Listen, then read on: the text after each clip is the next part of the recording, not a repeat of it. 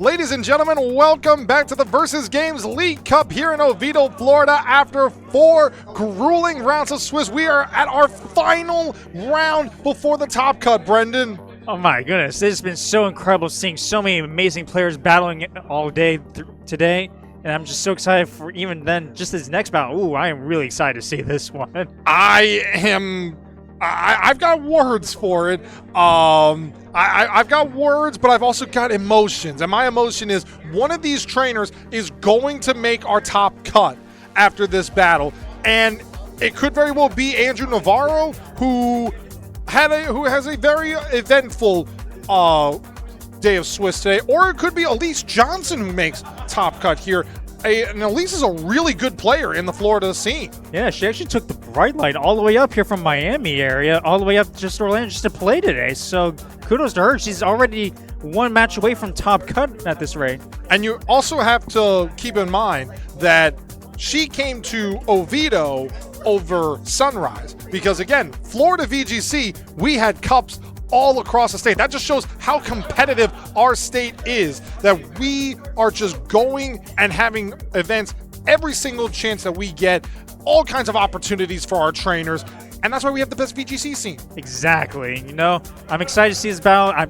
I don't see Elise battle too very often, but I know she did also make top cut back at our previous cup event back in Reg G, and that was an amazing turn of events for her. You know, I think I was on the call for that. Yeah. I think I was, but to be honest, I barely remember breakfast this morning. Oh, I remember that. I remember any Terrapagos player. Okay, this is fair because in all fairness, in Regulation G, I had a love-hate relationship with Terrapagos, but if you had a Comfey on your team, you automatically you just went to the Phantom Zone. Exactly. You went to the Phantom Zone if you had a Comfey on your team. I was not a fan of that one. Oh, I did that for a few times. You know, just keep Terrapagos around a little more, and keep bringing back that Terra Shell. You know, just keep boosting it up. And you know what? Yeah, don't get me started. I love that longevity. Don't get me started on that. But we are going to get into our final round of Swiss. It is Elise Johnson versus Andrew Navarro, and we are going to see 2 Terrapagos here. But there's a Zamazenta. We've got our Zamazenta. The one Zamazenta today, and it's on Elise's team. I am so excited for this. She's got spread damage from her restricted, and she's got a Pokemon that can block it. Absolutely. Elise has one of the best teams out there by utilizing Zamazenta, which technically shuts down this Calyrex Shadow Rider every chance it gets. It cannot go for those Astral Barrages. It could go for Pollen Puff, but it's a Pollen Puff into a Fighting and Steel type. Right. You know what? I'm just excited because we got Elise. She has so many strong cores on her team right now. With the Volcarona right now, I believe this is going to be a bit of a more it's a bit of both. You know, it's got some strong damage, and it also has the Heat Wave, and it has Quiverance, but it also has Rage Power, so you know what? You can go in both directions with this Pokemon. She also has Grimmsnarl. You know, that's always a great partner for Terrapagos. It keeps it around for a long time so it can do more damage. And also, her Incineroar is Covert Cloak. Now, Covert Cloak has been showing up on Incineroar early in Regulation I to get around any fake-out wars. So you can go after something like a Calyrex Shadow Rider or a Lunala or even a Miraidon and not have to worry about getting faked out. But also to note on Elise's team, that's Scary Face on Grimmsnarl. Now, Scary Face is different than Thunder Wave because Scary Face always hits, but it lowers your speed by 2 stages. So it's essentially a Thunder Wave without the cost of missing. Exactly. You know what? The best part about it to me is that Scary Face can just hit a ground type. So you know Scary Face can hit a ground type. And also, on Elise's side, now we do see Andrew's team once again. It does have that Calm Mind Leftovers set. Elise's is choice specs on her Terrapagos, so she can go for big damage on Terra Starstorm. She can go for big damage on the Dark Pulse, big damage on the Ice Beam, or big damage on the Earth Power, but she will be locked in to whatever move she chooses. But ladies and gentlemen, game number 1 of our final round of Swiss. Will it be Andrew Navarro or will it be Elise Johnson winning this set and advancing in the top cut? Let's get into the battle. ready for the big Terrapagos Wars in this battle. I'm so excited to see what's gonna happen right here, right now. We're going to see that Andrew is going to lead with his Rillaboom and Terrapagos, and it is going to be a Terrapagos Grimmsnarl on the side of Elise. So Terrapagos is on the field for both. So we do see, ooh, it looks like Elise's Terrapagos is actually faster based on both of them activating their Terror Shift at the same time. So that's something to keep in mind about these for these players.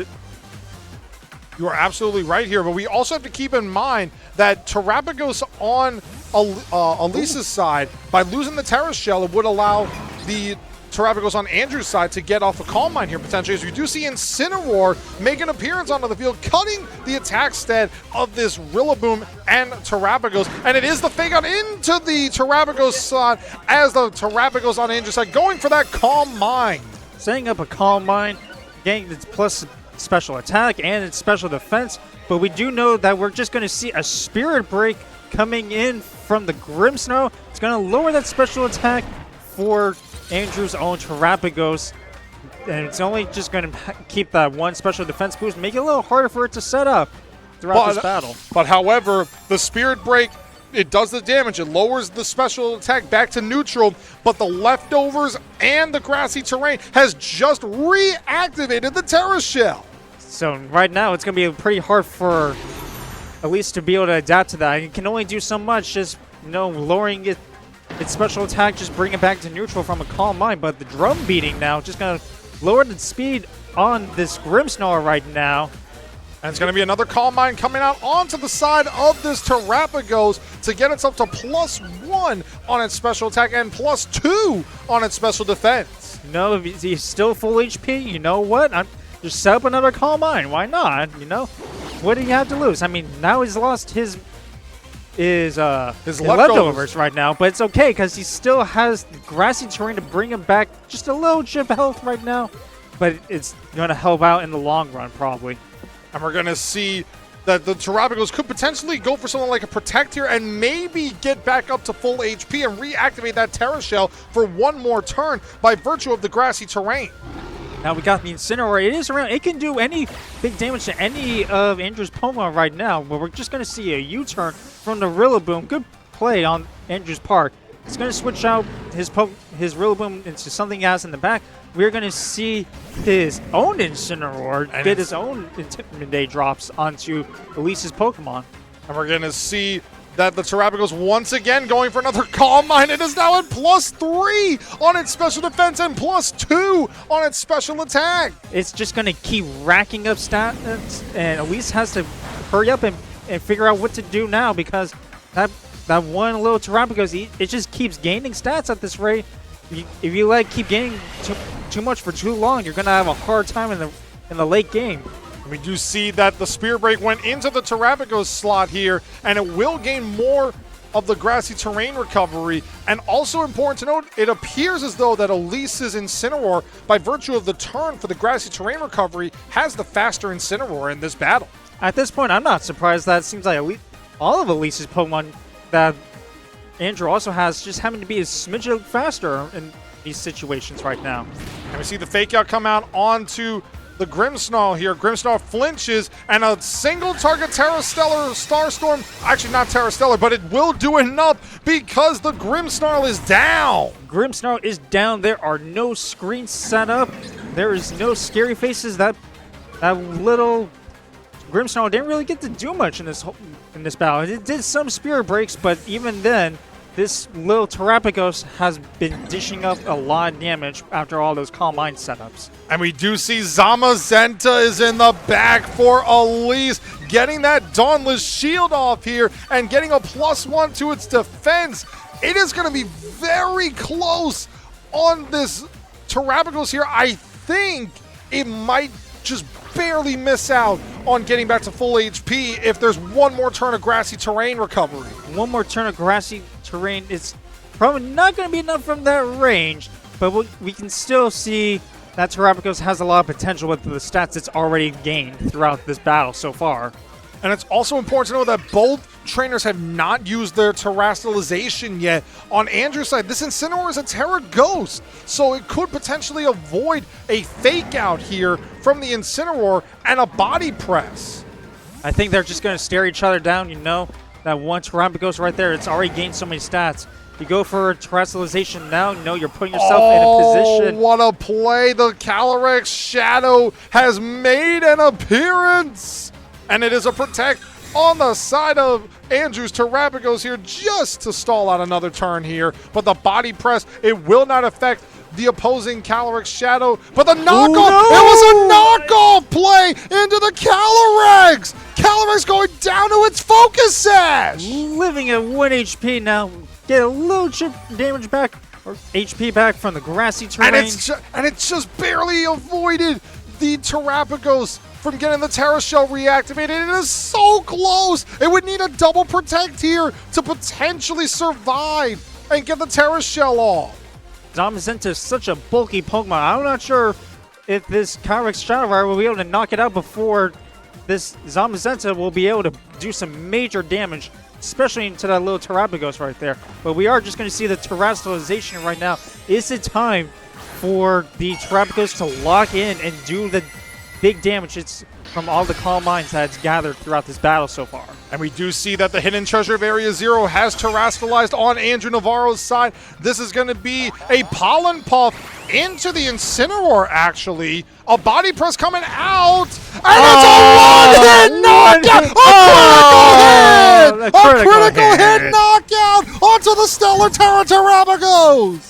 Terrapagos just goes down in one hit after everything it's done in this battle so far. And now we're just going to get a Flare Blitz from the Incineroar, just knock out the Calyrex Shadow Rider also. Oh my god! What a turn of events for Elise there! Getting that body press, a critical hit too. Now, it probably needed that critical hit, I would think. Oh, it needed that. But oh my goodness! Andrew is now down to his last two Pokemon. He's lost both of his restricteds in one turn.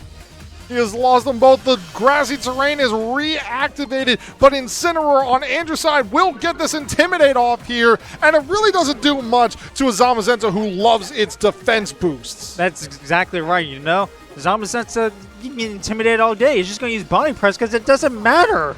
And Elise Johnson has won game number 1 of this best of 3. What a ferocious comeback by that Zamazenta. That was incredible to see it pull it off at such a critical moment in the game with the Terrestrialized Terrapagos with all the stats boosts. It didn't even matter because Zamazenta is here to Body Press it and knock it out. That was just absolutely incredible that it happened, because I wonder what would have happened if Terrapagos went for the Stellar Terra Starstar. Now, it would have been a Stellar Terra instead of a normal type move, so it would have been neutral into the Zamazenta. It would not be a normal type attack, but I wonder what would have happened.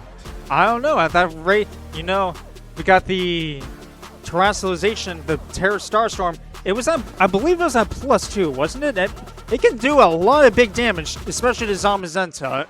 I mean, it wants to, you know, keep itself as bulky as possible. If I remember correctly, I think Terrapagos was at +1 because Incineroar did get a parting shot off onto the Terrapagos, I believe once, and also there was a Spirit Break too. There's a lot of Spirit Breaks. I remember I know Special Defense did not get dropped. I know that, but I failed to remember how many special attack drops there were. At the same time, you know, that Grimmsnarl might have not done a lot, but it did enough. It was doing Spirit Breaks. Maybe that's all you need. Maybe you just don't need to have your screens up sometimes, and that's just okay. Because at the very end, you know, what's important is that you're preventing the Terrapagos from setting up all of its special attack with the Calm Mind. And that was also an incredible play, too, getting that that knockoff read into the Calyrex Shadow Rider there. Oh, that was beautiful. I was so happy to see something like that, you know.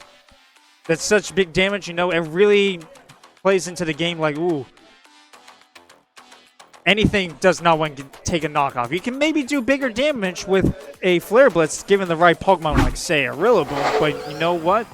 And a little bit Knockoff of is just always good to use. Getting into game 2 here, we have a little bit of a switch up on Andrew's side. He brings out the Calyrex Shadow Rider and the Amoonguss here. And meanwhile, it is a switch up on Elise's side. It is the Volcarona and the Grimmsnarl. Volcarona is going to be a very scary Pokemon to see in this battle. Now, it has the Terra Grass, which can be great against Amoonguss, so it can block off any spores against it, which I think that might be what Elise is going to go for in this battle right now, right off the bat. And what's also important to note here is that on Andrew's side with this Amoonguss, it does have Sludge Bomb. So Sludge Bomb is when the Elise terastallizes her Volcarona here, removes the fire and bug type and makes it a pure grass, suddenly the Sludge Bomb will be super effective, and it has a 30% chance to poison this Volcarona in return. No, that's the last thing you want. You've already tried so hard to set up your Pokemon all just to get poisoned like that, you know. We hope that doesn't happen in this battle right now. We want to see. Oh, we see a Pollen Pup into the Volcarona. Right there. What a read! We got a Quiver Dance off, though. So Volcarona gets the +1, +1, and +1 on its special attack, special defense, and speed. And those Amoonguss goes a double read! What a turn! And no poison. Okay, no poison. Okay, that's good. And now we got a Scary Face. We're going to see that actually coming around. I've been really interested to see that in this battle. I'm actually very curious about it as well because Scary Face, it will lower the speed of any Pokemon by 2 stages instead of just potentially missing with the Thunder Wave on Grimmsnarl.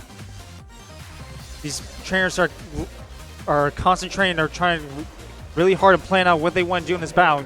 When you have Terrapagos like that, Terrapagos is one of those little Pokemon that you just got to really think about because it's hard to really solo anything on its own. So you got to really think.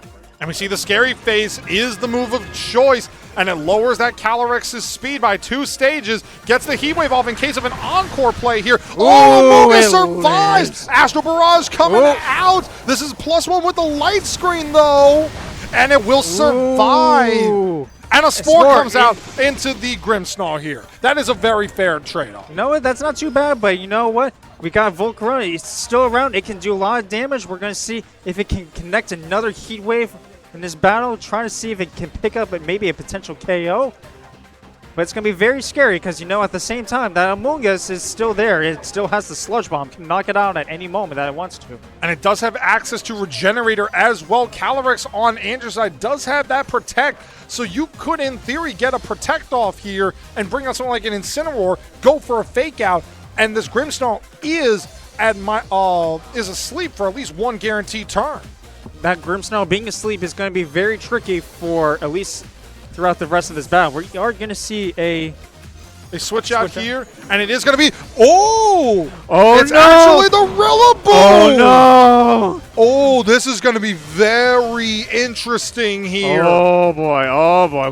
Let's see what happens. All right. You do see the Protect on the Calyrex here. Protect. All right, we're going to see what happens. And it is going to stay asleep. The Grimmsnarl will stay asleep. It's 1 guaranteed turn. Here comes the Heat Wave. It will be missing the Protect on the Calyrex Shadow. No, it missed the Rillaboom! It misses the Rillaboom!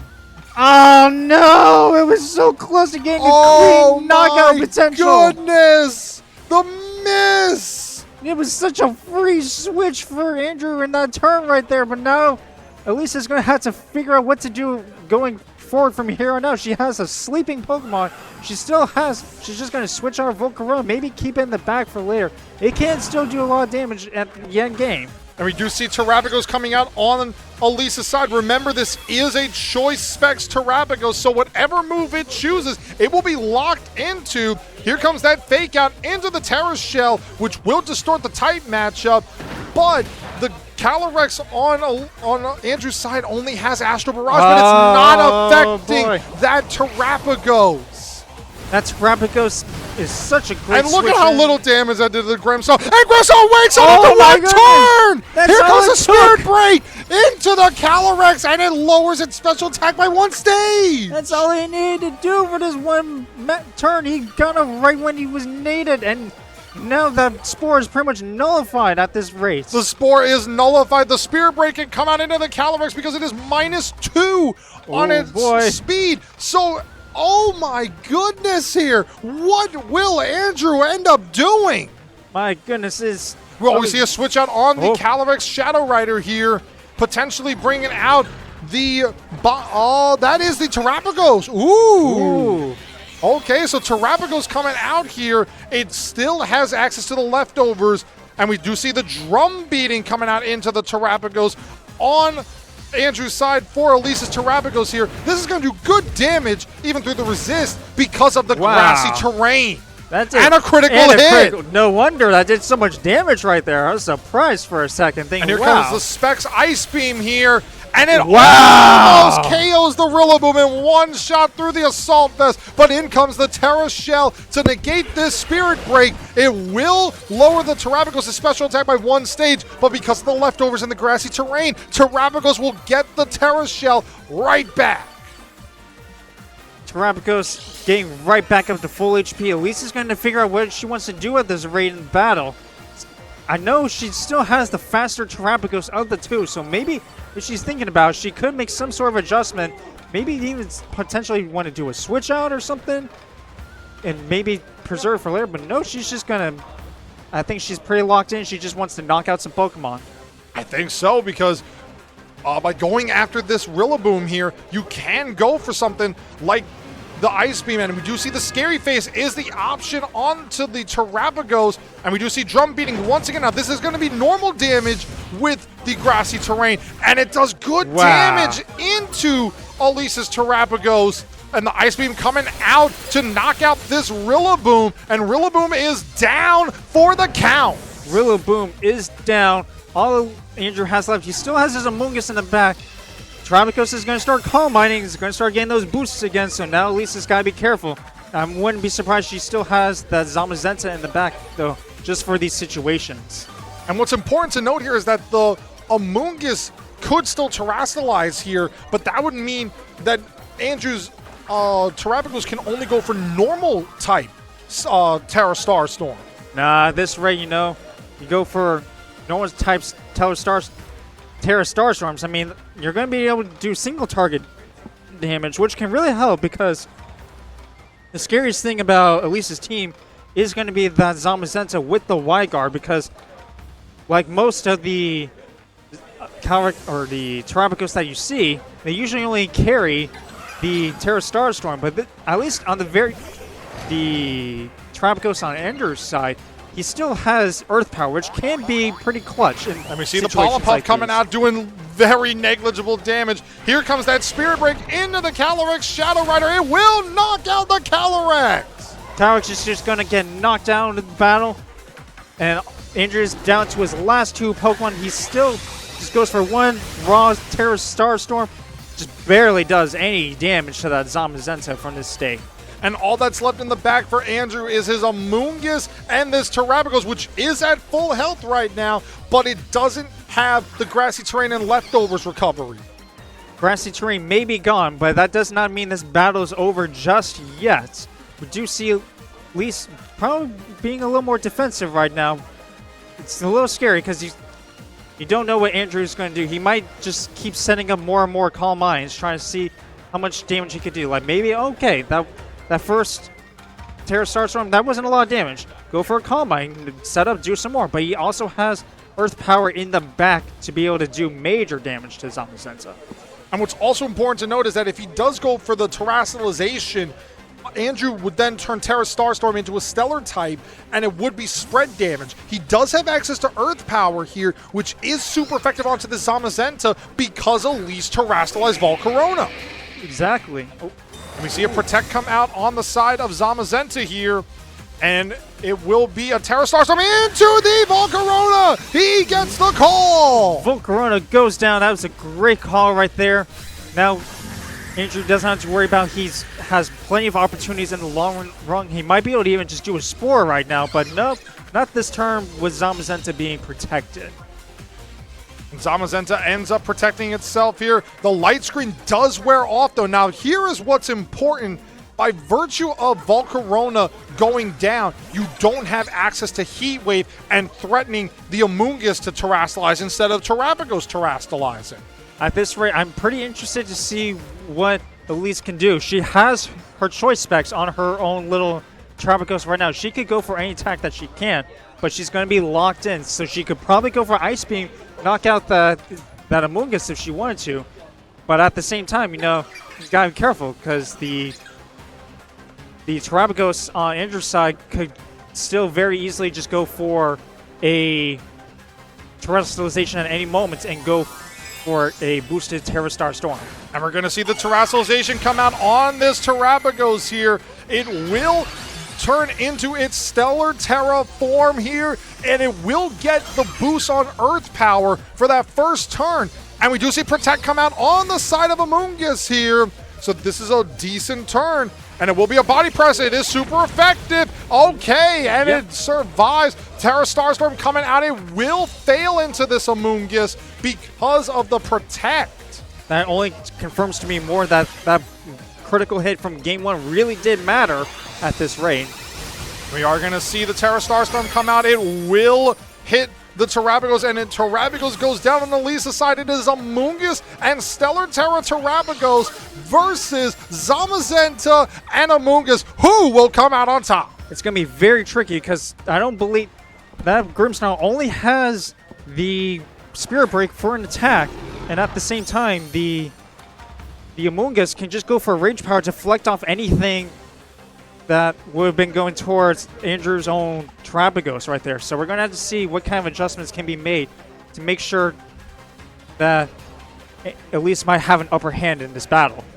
It's going to be very, very close here because the body press, it will be resisted into this Amoonguss. But we do see it's just a body press into the Terrapagos. Ooh. There was no Rage Powder on that play. No Rage Powder. That Terrapagos goes down. Amoonguss is the last Pokemon left on Andrew's side. The field. Go for a Spirit Break. Probably do a little chip damage. But I'm not sure how much more this Amoonguss can do at this point because it can't even touch the Zamazenta with nothing more or no anything at this point because it has the Sludge Bomb as its attacking move. What a performance by Elise, getting that Terrapagos to be put down, and Andrew Navarro puts in the slip, and Elise Johnson has won our final Swiss round. And Elise making it through the final Swiss round. She's on her way to becoming one of our top cut players for today, no doubt about that.